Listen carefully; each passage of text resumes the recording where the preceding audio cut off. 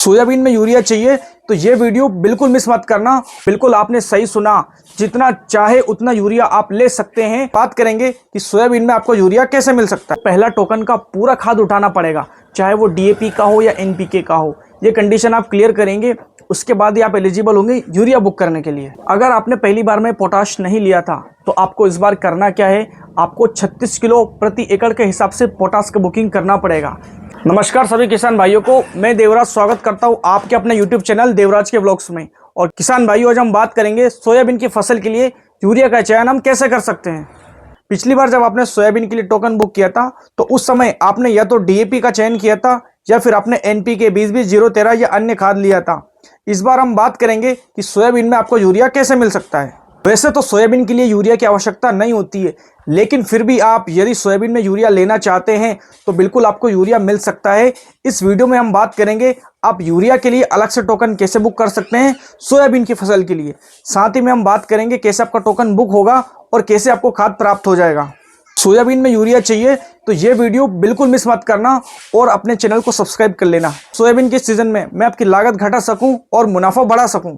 बहुत सारे किसान भाइयों के हमें कमेंट्स और मैसेज आए कि उन्हें सोयाबीन की फसल के लिए यूरिया की आवश्यकता है। किसान भाइयों, अभी तक आपकी फसल सोयाबीन की जो आपकी फसल है लगभग आपकी 25 से 30 दिन की हो चुकी है। 25 से 30 दिन की अवस्था तक किसान भाइयों अभी तक आपका हर्बिसाइड यानी खरपतवार नाशक का डोज लगभग कंप्लीट हो चुका होगा और अब बारी है यूरिया देने की या अन्य खाद देने की। 25 से 30 दिन की अवस्था में आपको खाद देना होता है, चाहे आप यूरिया दें, डीएपी दें, एनपीके दें या जिंक या कोई अन्य खाद जो आप इस्तेमाल करते हैं।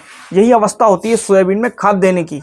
बहुत सारे किसान भाई ऐसे हैं जो डीएपी, एनपीके या अन्य खाद नहीं देते, वो सिर्फ यूरिया देते हैं। लेकिन जब उन्होंने शुरुआत में टोकन बुक किया था तो उस समय सोयाबीन के लिए डीएपी, एनपीके के अलावा उनको यूरिया उपलब्ध नहीं हो पाया था।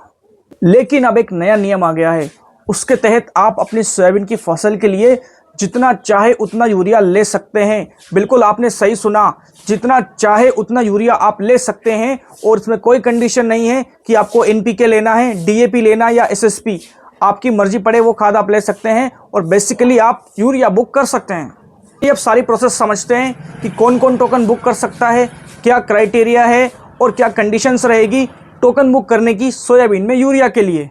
किसान भाइयों, आप स्क्रीन पर देख सकते हैं कि ई टोकन का जो नया नियम आया है उसके तहत आपने जो पहला टोकन बुक किया था उसका पूरा खाद उठाने के बाद ही हम दूसरा टोकन बुक कर सकते हैं। किसान भाइयों, पहली बार टोकन बुक करने के बाद जो खाद हमें उठाना है वो उठाने के बाद ही हम दूसरा टोकन बुक कर सकते हैं और उसमें आपको जो अपनी मर्जी और अपनी आवश्यकता के अनुसार जितना यूरिया या जितना अन्य खाद लगता है वो आप सीधे बुक कर सकते हैं। और वो कैसे कर सकते हैं जानेंगे इस वीडियो में। किसान भाइयों, जब आपने फर्स्ट टाइम टोकन बुक किया था तो वहां पे एक डीएपी का लिमिट, एक परसेंटेज दिखाया था कि इतना परसेंट डीएपी आपको मिलेगा या इतना परसेंट नाइट्रोजन, फास्फोरस या पोटास आपको मिलेगा। तो पहले आपको ये देखना है कि वो लिमिट कंप्लीट हुई है या नहीं। सेकेंड टाइम टोकन बुक करने के लिए किसान भाइयों आपको क्या करना है, सबसे पहले ई विकास पोर्टल पर लॉगिन करना है। वहां पर आपको अपनी लिमिट देखनी है कि कितना खाद शेष है। उसके बाद आपको सीधे यूरिया सिलेक्ट करना है।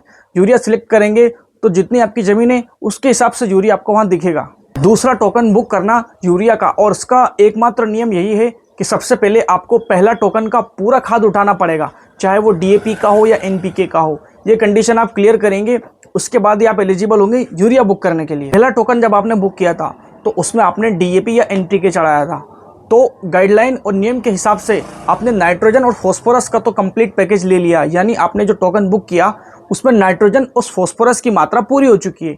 लेकिन हम बात करें पोटेशियम की या पोटास की तो वो आपने पहली बार में सिलेक्ट नहीं किया था, तो हमें ये क्वांटिटी यानी पोटाश की मात्रा भी क्लियर करनी पड़ेगी।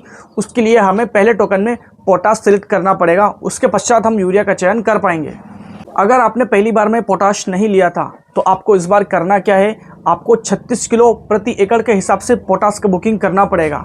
नाइट्रोजन और फास्फोरस ये दोनों एक बार में कंप्लीट हो चुके थे जब आपने डीएपी और एनपीके का चयन किया था, लेकिन पोटाश का कोई चयन नहीं किया था और आपको आवश्यकता नहीं थी। अगर यूरिया हमें चाहिए तो हमें सबसे पहले पोटाश का जो लिमिट है वो क्लियर करना पड़ेगा, 100% करना पड़ेगा। एकड़ के हिसाब से पोटाश 36 किलो लगता है। वही हम बीघा की बात करें तो 12 से 15 किलो। अगर आप एक बोरी का चयन करेंगे तो पोटाश की जो लिमिट है वो 100% हो जाएगी। उसके बाद आप सेकंड टोकन जनरेट कर सकते हो। पोटाश की लिमिट क्लियर करने के बाद आप फिर से सेकंड टोकन जनरेट कर सकते हैं और इसमें कई कई जगह पर आपको प्रति एकड़ 1 बोरी या अधिकतम 2 बोरी खाद मिल जाएगा। इस प्रकार आप यूरिया का चयन करके अपनी फसल के लिए यूरिया सिलेक्ट करके यूरिया खरीद सकते हैं। तो किसान भाइयों, ये जानकारी थी कि सेकंड टाइम हम कैसे यूरिया का चयन कर सकते हैं, कैसे हम हमारी सोयाबीन की फसल के लिए यूरिया खरीद सकते हैं।